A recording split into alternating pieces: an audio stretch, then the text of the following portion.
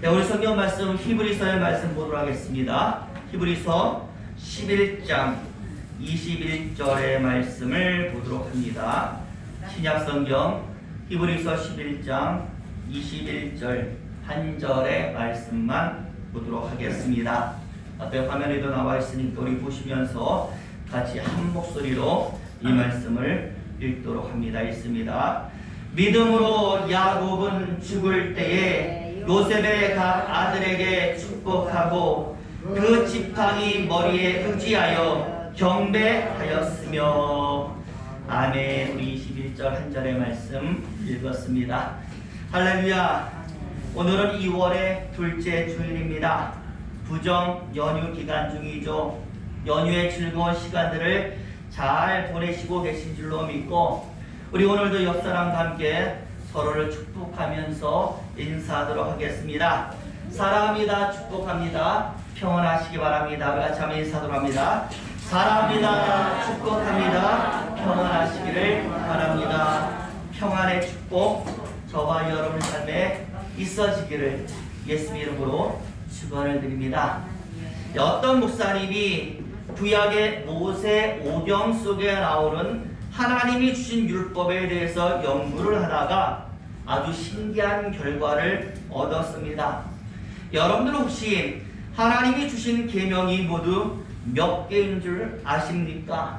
이분이 연구해서 나누어 정리해 보니까 모두 613개로 나오더라는 겁니다. 613개의 율법. 그런데 이 613개의 율법이 또 나누어집니다. 두 가지로 나누어지는데요. 하지 말라는 것으로 나누어지고 하라는 것으로 나누어집니다. 모두 248개와 365개로 나누어지거든요. 하지 말라는 것은 365개고 하라는 것은 248. 참 재미있는 것은요, 이것과 관련해서 우리 몸속의 혈관은 모두 365개, 우리 몸의 뼈마디는 248마디, 율법이 나누어진 개수와 똑같다라는 겁니다. 게다가 여러분 1년이 365일 아니겠습니까? 이분이 생각을 하는 것이죠. 율법과 마찬가지로 혈관이 365개, 모든 뼈마디가 248개, 365개의 모든 핏줄마다 248개의 모든 뼈마디마다 1년 365일 단 한순간이라도 빼먹지 말고 하나님의 말씀을 쏙쏙들이 집어 넣어야 된다라는 의미에서 하나님이 이런 숫자로 율법을 주신 것은 아닌가라는 생각을 해 보았다라는 겁니다. 항상 하나님의 말씀은 우리 안에서 살아 움직여야 된다라는 깨달음을 바로 그 속에서 알게 됐다라는 것이죠. 말씀이 어디에 있어야 합니까? 우리 안에 있어야 된다라는 겁니다. 나의 모든 뼈와 나의 모든 살과 나의 모든 생각을 다 지배하는 것이 하나님의 말씀이 되어야 된다라는, 우리 여러분, 언제나 증거되는 말씀, 언제나 여러분들이 읽고 묵상하는 말씀, 그 말씀이 바로 이 목사님의 연구처럼 저와 여러분들 안에 온몸의 혈관은 물론이요 뼈마디 전부에 강력하게 새겨져서 살아 움직이게 되기를 예수의 이름으로 축원을 드립니다. 오늘 우리가 히브리서 11장의 말씀을 읽었습니다. 읽어보니 여러분 이 말씀이 무엇인지 대략 감이 오지 않습니까? 믿음과 관련한 말씀이구나. 우리가 본받아야 할 믿음의 사람들을 한꺼번에 등장을 시켜서 우리에게 믿음이 무엇인지를 보여주고 있는 말씀이구나 라는 감을 가지게 되는 것입니다. 그래서 오늘 본문의 말씀 보시면 여러 인물들이 등장을 해요. 대충 세어만 봐도 16사람이 히브리서 11장에 등장을 하고 있고, 그들은 믿음으로 이렇게 살았습니다라고 증거를 하고 있습니다. 그 중에서 우리가 읽은 말씀에는 누가 등장을 합니까? 야곱이라는 사람이 등장을 하고 있습니다. 그래서 히브리서가 평가하는 야곱이라는 사람의 모습, 야곱이 가지고 있는 믿음은 무엇인가? 바로 그에 대한 이야기가 오늘 본문의 내용이 되는 것입니다. 그래서 오늘 히브리서는 야곱을 어떻게 평가하고 있는가라고 살펴보았더니 변화라는 측면에서 야곱과 관련해서 세 가지를 말씀을 하는 겁니다. 여러분, 우리도 잘 알고 있지 않습니까? 창세기에 보시면 야곱의 일생이 딱 나오는데 그 일생을 보면 생각나는 단어가 무엇입니까? 사기, 거짓말, 속이는 이런 단어가 생각이 나서 아버지도 속이고 형도 속이고 삼촌도 속이고 장자의 권리를 뺏기 위해서 형도 속이고 아버지도 속이고 재산과 관련해서는 삼촌도 속이고 달아나 버리고 이런 인생이 바로 야곱의 인생이라는 것을 우리가 알게 되는 것입니다. 그런데 오늘 히브리서는 그랬던 사람이 무엇을 이루어요? 변화를 이루어서 믿음의 반열에 올랐다라고 증언을 하는 겁니다. 어떻게 그렇게 되었습니까? 라고 봤더니 오늘 본문에 나오는 세 개의 단어가 보여주는 단계를 거쳐서 그는 그렇게 평가받습니다라고 말씀을 하는 것이죠. 여러분, 무엇입니까? 오늘 본문 21절에 보니까 죽음이라는 단어가 나오고 축복이라는 단어가 나오고 경배라는 단어가 나와 있지 않습니까? 그러니 죽음과 축복과 경배라는 단계를 거쳐서 그는 하나님의 인정을 받게 되었던 것입니다. 그래서 오늘 본문은요, 하나의 구절이지만 세 개로 우리는 끊을 수가 있습니다. 이렇게 끊을 수가 있습니다. 야곱은 죽음 가운데 있었습니다. 요셉의 아들들에게 축복을 했습니다. 지팡이 머리에 의지하여서 경배했습니다. 그러니 죽음과 축복과 경배라는 세 개의 단어를 가지고 야곱의 인생을 평가한 겁니다. 죽음 속에서도 하나님의 축복을 경험하고 경배를 드렸더니 야곱이 변하더라라는 것이 오늘 말씀이 되는 것이죠. 여러분, 한번 예를 들어볼까요? 우리 창세기 28장에 보시면 야곱에게 하나의 사건이 등장을 하고 있습니다. 아버지 이삭이요, 눈도 어두워졌습니다. 죽음이 가까우니까 장자인을 불러서 축복을 하려고 하는 거예요. 그러다 보니 장자의 축복권을 이제 원하고 있는 야곱이 다급해졌어요. 야, 가만히 있다가는 이 장자의 축복권이 누구에게 넘어가요? 형 이삭으로 넘어갔구나. 그래가지고 그 축복을 가로채기 위해서 형 변장을 하고 눈이 어두워진 아버지를 찾아가서 속이고 형의 축복을 가로챈 겁니다. 이것을 형이 알게 되니 형이 얼마나 분노했겠습니까? 당장 야곱을 잡아 죽이려고 하니 어떻게 해요?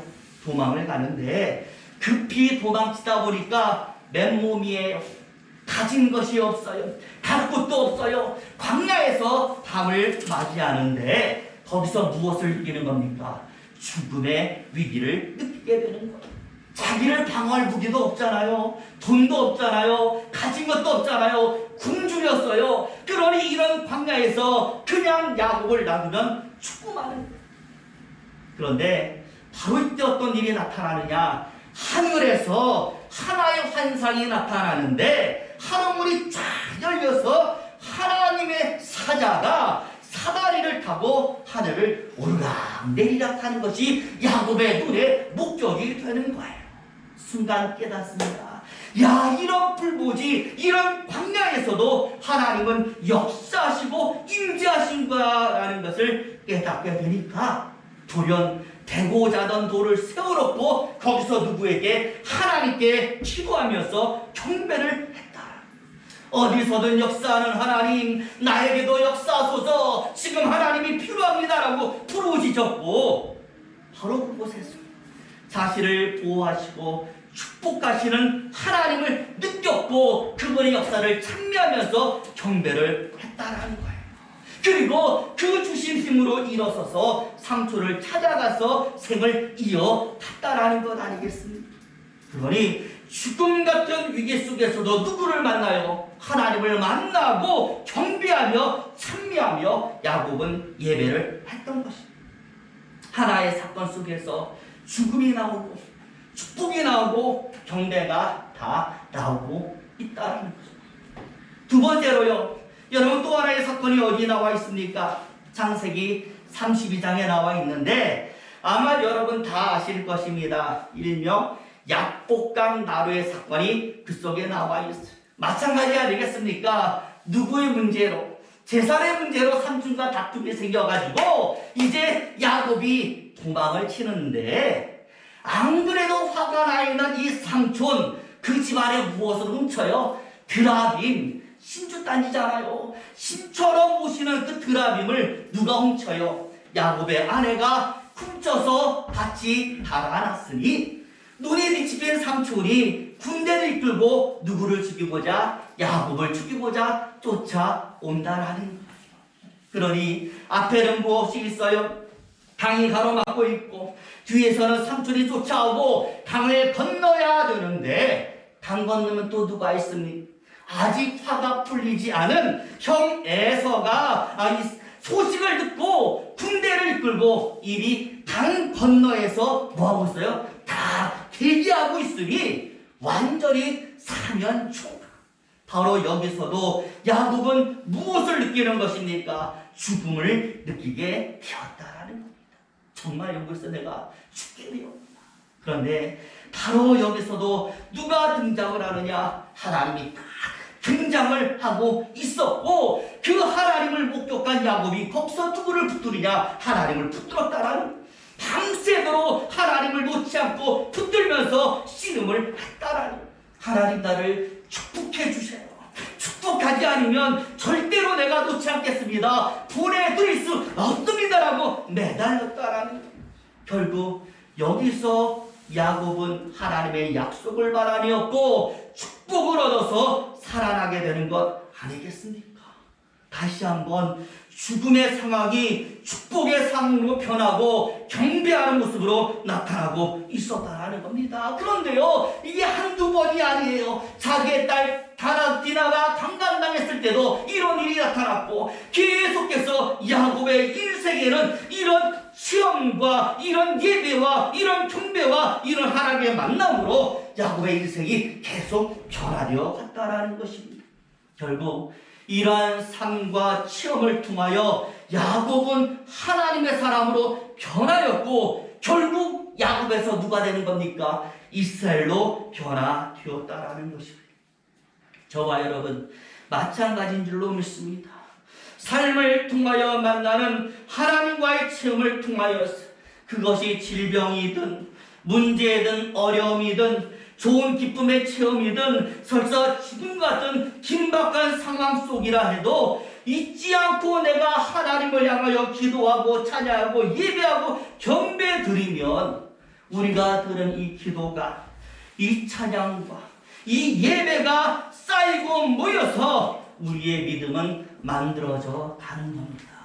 하나님의 사람으로 변화되어 가는 겁니다. 사기꾼 야곱이 변하듯이 우리 역시도 나의 기도와 나의 예배와 나의 모든 신앙의 모습이 모여서 변화를 이루어서 성화되어 가는 것입니다. 오늘 야곱은 바로 이것을 우리에게 보여주는 것이죠. 그래서 말씀하는 것, 죽음 속에서도 야곱은 하나님을 만나 그분을 향한 경배와 찬양과 간구를 이어갔다라는 것, 야곱은 이것을 절대 잊지 않았다라는 것, 그리고 그것은 결국 하나님의 축복으로 나타났고 키웠고 야곱은 하나님의 인정을 받았다. 오늘 본문 뒤에 나와 있는 여러분 지팡이도 마찬가지 아니겠습니까? 지팡이가 무엇입니까? 오늘 본문에 보니까 지팡이를 의지해서 자손들에게 축복을 했다라고 했는데, 이 지팡이는요 나그네들의 유물이에요. 나그네의 상징이라는 거예요. 그런데 지팡이의 머리는 이 나그네와 같은 인생들의 주인인 하나님을 상징하고 있으니까, 나의 이런 나그네와 같은 인생을 하나님의 은혜와 축복이 지금까지 이끌고 왔으니까 앞으로도 하나님 내 후손들에게도 역사하여 주셔서 나처럼 만나 주셔서, 그래서 그들이 만나주는 하나님을 나처럼 예배하고 경배하고 붙들고 그렇게 해서 주시는 은혜로 나의 후손들도 야곱이 아니라 이스라엘이 될 수 있도록 도와주소서. 그들도 변하여 복받게 하소서라고 축복을 했던 겁니다. 하나님 잘 만나고 경배하여 복받게 하옵소서. 미국의 어떤 심리학자가 실험을 하나 했는데요. 여러 마리의 강아지를 모아놓고 이야기를 하는 겁니다. 뭐라고 이야기하느냐? I hate you. 나는 너를 미워한다라는 말이거든요. 너 정말 미워라는 말인데 I hate you. 너 미워라고 말하면서 표정은요 웃어요. 아주 부드럽게 안아주고 쓰다듬어주면서 I hate you. 너 미워. 이렇게 얘기를 했고요. 두 번째로는요, I love you. 아시죠? 나는 너를 사랑한다. I love you. 그러면서 이번엔 뭐예요? 소리 지르고 막 때리고 야단치고 호를 내고 화를 냈어요. 강아지들이 어떠한 반응을 보이는가라고 봤더니 입으로 아무리 I love you 사랑한다라고 해도 화를 내면서 소리를 지르니까 걔도 뭐예요? 소리를 지르고 막 물려고 달려들었다라는 것이고요. 말로 네가 미워 I hate you 이렇게는 말했지만 표정은 부드럽게 쓰다듬어주고 안아주었더니 걔도 어떻게 해요? 좋아하고 꼬리치고 안겨봤다라는 것입니다. 여러분 무엇이 문제일까요? 마음이 문제인 줄로 믿습니다. 100마디의 말보다는 마음을 담은 하나의 행동, 실제 행동이 중요한 겁니다. 신앙도 마찬가지입니다. 오늘 야곱을 통하여 우리에게 알려주고 있는 진리도 그것 아니겠습니까? 갑자기 제가 들었던 이야기가 하나 더 생각이 나는데요. 어떤 며느리가 아주 고약한 시어머니를 모시고 살았어요. 얼마나 시어머니가 며느리를 피곤해하게 괴롭혔는지 이 며느리가 도저히 살 수가 없는 거예요. 그래가지고 한 번은 남편에게 좀 시어머니는 나를 괴롭혀도 그래도 누구는 남편은 나를 사랑하겠지라는 마음을 가지고 남편에게 위로라도 받아보려고 남편에게 이렇게 물었어요. 뭐라고 물었느냐? 여보, 만약에 당신 어머니와 내가 물에 빠진다면 당신은 누구부터 먼저 구조할 거야? 여러분 여기서 지혜로운 남편은 뭐라고 말해야 될까요? 어머니가 안 계시니까 말이라도 당연히 당신부터 구해야지 라고 말해야 될 텐데 이 남편은요 단번에 뭐라고 말하냐? 그야말로 우리 어머니부터 먼저 구해야지 라고 말을 한 거예요. 그러니 순간 얼마나 서운하던지 말이라도 실제는 그렇게 안 해도 말이라도 당신부터 구조해야 될 거야 라고 해주기를 원했던 마음속에서 그런 이야기를 물어봤는데 이렇게 대답을 하니까 단단히 시험에 든 거예요. 남편도 내 편이 아니구나 라고 생각을 하니까 우울증이 더해지는 것이죠. 그래가지고요 상담을 받게 됐는데 상담 선생님에게 가슴에 맺힌 이야기를 다 했어요. 이 이야기도 다 했어요. 남편에게 했던 이야기까지 다 한 거예요. 이야기를 다 들은 선생님이 해결책을 제시하는데 이 사람 이 말에 충격을 받게 되는 것이죠. 뭐라고 이야기했느냐면 부인, 남편 말에 신경 쓰지 마세요. 지금부터라도 부인 스스로가 좀 달라져서 남편이 누구부터 먼저 구조할 것인가 이런 데 신경 쓰지 마시고요. 그냥 차라리 부인이 수영을 배워서 수영 치고 나오면 되지 않겠습니까? 라고 얘기하더니 이게 머리가 뻥 뚫려버렸어요. 괜히 이것저것 불평하고 원망하는 시간에 자신이 먼저 수영을 배워서 남편과는 상관없이 당당하게 보란듯이 나는 없어도 상관없어 문제없어 라고 하면서 수영에 나오면 되지 않느냐라는 말을 듣는데 머리가 뻥 뚫리더라는 겁니다. 그래 구해주는 사람 없으면 뭐 어때? 내가 내 힘으로 내 힘을 키워서 빠져나오면 되는 건 아니냐? 내가 흔들리지 않으면 되는 거 아니냐? 라고 생각을 하니까 자존감이 높아지더라는 거예요. 여러분 마찬가지입니다. 나의 힘과 나의 역량을 키우면 되는 줄로 믿습니다. 신앙도 마찬가지입니다. 내가 바로 서면 되는 것입니다. 다른 사람이 아니라 내가 실제 기도하는 기도, 내가 실제 예배 드리는 예배, 내가 실제 내 입으로 고백하는 고백으로 우리는 하나님 앞에 서는 것 아니겠습니까? 은혜도요, 사모하는 자에게 은혜가 내린다라고 했고, 정말 축복도 갈망하는 그에게 하나님이 역사한다라고 말씀을 했습니다. 오늘 양도 마찬가지 아니겠습니까?